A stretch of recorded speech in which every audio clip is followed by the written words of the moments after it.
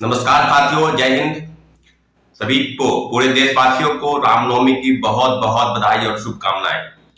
अभी हम बात करेंगे कि बिहार में क्या हो रहा है। बिहार में जो एजेंसी है, जो परीक्षा कंडक्ट कराने वाली एजेंसी है, उसकी स्थिति कैसी है साथियों। तो ओवरऑल सब चीजों पर आपको हम अपडेट करा दें कि बिहार की जो व्यवस्था बन चुकी है वो ये है कि पैसे देकर आपको किसी भी विभाग की नौकरी मिल सकती है।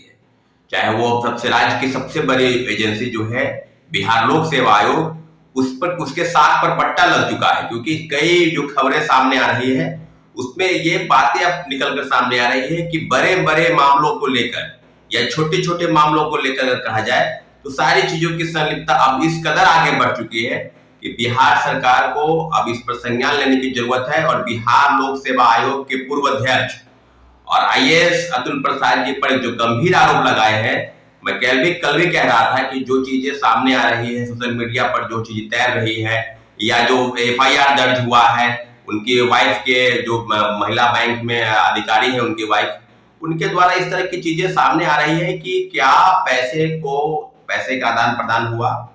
क्योंकि जो आरोप लगाए गए किसी व्यक्ति द्वारा कि लगभग 3.5 करोड़ के आसपास की जो रकम है वो बीपीएससी के पूर्व चेयरमैन के हवाले से, क्योंकि TRE 1 से लेकर TRE 2 तक यानी शिक्षकों की नियुक्ति के संबंध में उन्होंने पैसे को लेकर आदान प्रदान करने की बात की है और इस पर जांच बैठाई जाने की जरूरत है।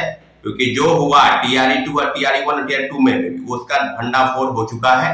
TRE 3 की सारी जो चीजें हैं उस पर 1 to 1 आपको बता दें कि सारी चीजें बिल्कुल अब परत दर परत खुल चुकी है साथियों।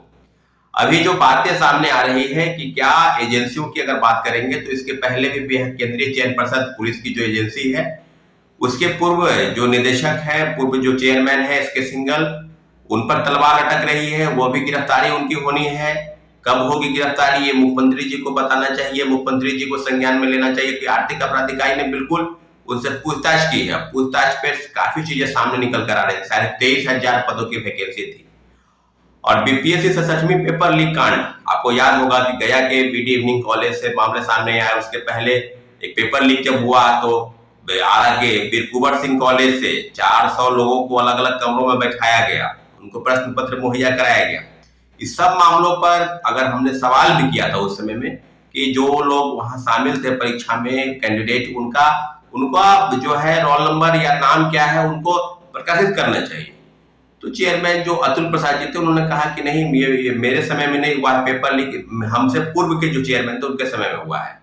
लेकिन अभी जो बातें आ रही है कि 20 लोगों को, यानी 20 जो ऑफिसर है बिहार के विभिन्न जिलों में, कोई एसडीएम, कोई एसडीओ, कोई सप्लाई इंस्पेक्टर, कोई डीएसपी आदि आदि कई पदों पर जो स्थापित है, उनको सूची भेजी गई है। उनको नोटिस भेजकर उनसे पूछा गया है कि वो पैसे के दम पर कैसे बहाल हुए। तो ये सब मामला जो है सच में पेपर लीक कांड में है। लेकिन कई ऐसे पत्रकार हैं जो मामले को घुमाना चाहते हैं, वो अतुल प्रसाद जी को बरी करना चाहते हैं क्योंकि वो पहले ही फूल माला से उनको शोभित कर चुके हैं, उन पर क्रेडिट ले चुके हैं। तो अब क्यों नहीं बना रहे हैं, अब क्यों नहीं बता रहे हैं कि TRE 1 और TRE 2 में जो हुआ, जो आरोपियों के बयान है, उस समय के चेयरमैन कौन थे? अतुल प्रसाद जी थे। तो अतुल प्रसाद जी पर क्यों नहीं आप बता रहे हैं कि सबसे बड़ा कोई सरगना है अगर शिक्षा माफिया है तो अतुल प्रसाद है। और जो 3.5 करोड़ के लेन देन का मामला जो है, जो एफआईआर में हुआ, उनकी वाइफ ने एफआईआर कराया है, तो यह मामला कहां चला गया? बिल्कुल बताना चाहिए कि कहां मामला कहां से कहां तक आ गया है। और निश्चित रूप से आने वाले समय में एजेंसी जो है बिल्कुल इस प्रकार पर मेरिट वाले जो लोग हैं, जो पढ़ लिख रहे हैं, जो नौकरी की तलाश में हैं, उनके लिए बिल्कुल संभावना बिल्कुल नगण्य हो चुकी है। और जो पैसे देकर बहाल हो रहे हैं TRE 1 या TRE 2 में, ये तो बात खुलकर सामने आ गई कि प्रश्न पत्र उन लोगों को मुहैया कराया गया।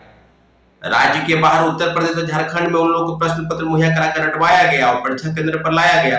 ये बात सारण के तमाम, चाहे वो छपरा, गोपालगंज और सिवान के जो लोग हैं, उनका परीक्षा केंद्र आरा और बक्सर बनाया गया और उनको परीक्षा केंद्र पर पहुंचाया गया।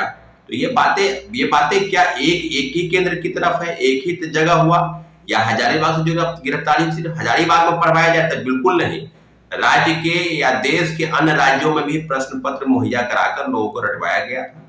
और उसके जो चीजें थी, बिल्कुल ये बातें अतुल प्रसाद जी को पता थी या नहीं पता थी, आर्थिक अपराध इकाई बताएगी।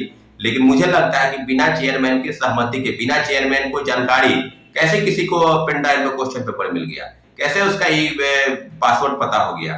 तो सारी चीजें अब खुल चुकी है। आने वाले समय में हम लोगों को तैयारी के साथ, बिल्कुल मजबूती के साथ लड़ना है और निश्चित रूप से बीपीएससी के जो पूर्व चेयरमैन है उनसे पूछताछ की जानी बाकी है।